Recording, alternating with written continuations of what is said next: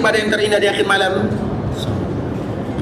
Berdoa, beristighfar. Wabil ashari hum yastaghfirun. Wabil ashar itu di waktu sahur. Makanya kalau ada di antara kita yang dimudahkan oleh Allah bangun di waktu sahur. Waktu sahur itu bila? Waktu sahur itu sebelum masuk waktu subuh. Itu disebut dengan waktu sahur. Kurang lebih sebentar lagi kita akan sahur kan? InsyaAllah sahur di bulan Ramadan dan juga di bulan Sya'ban. Bulan Sya'ban itu adalah bulan di mana Nabi paling banyak berpuasa di dalamnya. Bulan Sya'ban itu adalah bulan yang dilalaikan, sehingga Nabi suka berpuasa di bulan Sya'ban. Dan orang yang berpuasa di bulan Sya'ban adalah orang yang terbaik, karena bulan Sya'ban bulan yang dilalaikan oleh kaum muslimin. Bahkan bulan Sya'ban menjadi bulan yang terbaik karena dia berdekatan dengan bulan yang terbaik. Bulan yang terbaik itu bulan Sya'ban dan bulan Syawal. Alasannya karena ia dekat dengan bulan yang terbaik, yaitu bulan Ramadan. Nah, sahur itu maknanya ikhwati, sama waktu sahur. Waktu sahur itu tersembunyi, artinya tersembunyi. Sahur, sihir itu diambil dari makna kalimat yang sama. Wabil ashari hum yastaghfirun. Dikala berada di waktu sahur mereka beristighfar.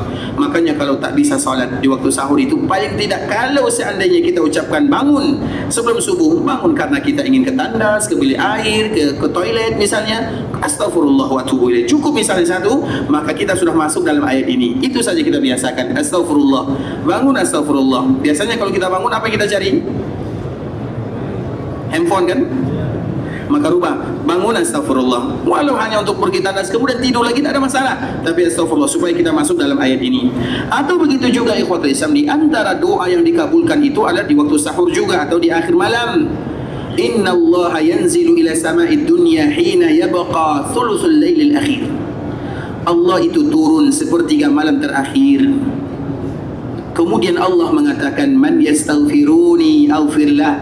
Siapapun di antara mereka yang minta ampun, aku ampunkan. Siapapun di antara mereka yang berdoa, aku kabulkan.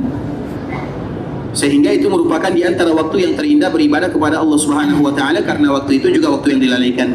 Kita kembalikan kepada ayat ini, yad'una rabbahum khaufan wa tama'a. Dikala mereka beribadah kepada Allah ada khauf, ada tama'.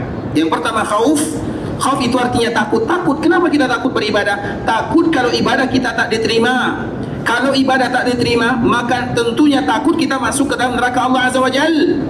Itu disebut dengan khauf.